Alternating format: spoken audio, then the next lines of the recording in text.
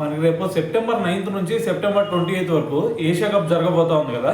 మరి ఈ ఏషియా కప్లో చూసుకుంటే మనకి ఇండియా అలాగే పాకిస్తాన్ రెండు కూడా సేమ్ గ్రూప్లో ఉన్నాయి. మరి సేమ్ గ్రూప్లో ఉంటే దాదాపు ఒక 3 సార్లు ఈ రెండు టీంలు తలపడే ఛాన్స్ అయితే కనిపిస్తూ ఉంది. సో మరి ఈ విధంగా మరి ఈ రెండు టీమ్స్ ఆడుతున్నాయి అని చెప్పేసి మన ఇండియన్ ఫ్యాన్స్ ఎవరైతే ఉన్నారో వాళ్ళందరూ కూడా ఫైర్ అవుతూ ఉన్నారు. ఎందుకంటే మనకి రీసెంట్గా చూసుకుంటే పహల్గామ్ ఉగ్రదాడి జరిగింది.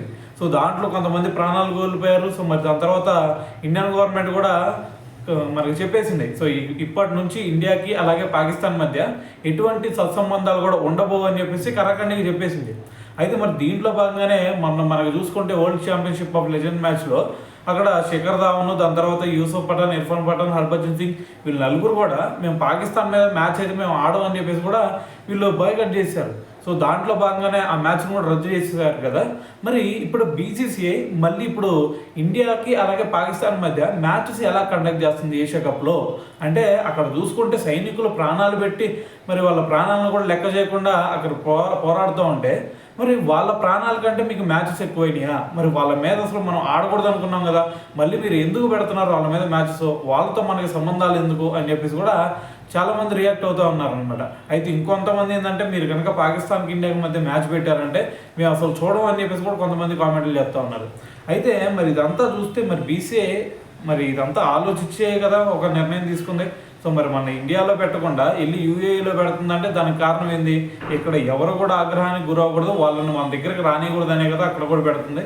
అయితే దీన్ని డీప్గా ఆలోచిస్తే నా ఒపీనియన్ ఏంటంటే ఈ మ్యాచెస్ జరగాల, ఖచ్చితంగా జరిగి తీరాలి.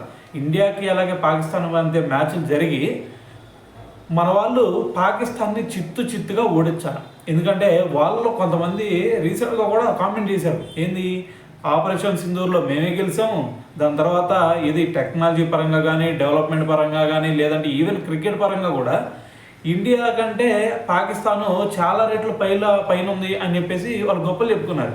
కానీ ఇప్పుడు దానికి సరైన సమాధానం చెప్పే సిచ్యువేషన్ మనకు ఏర్పడుతుంది.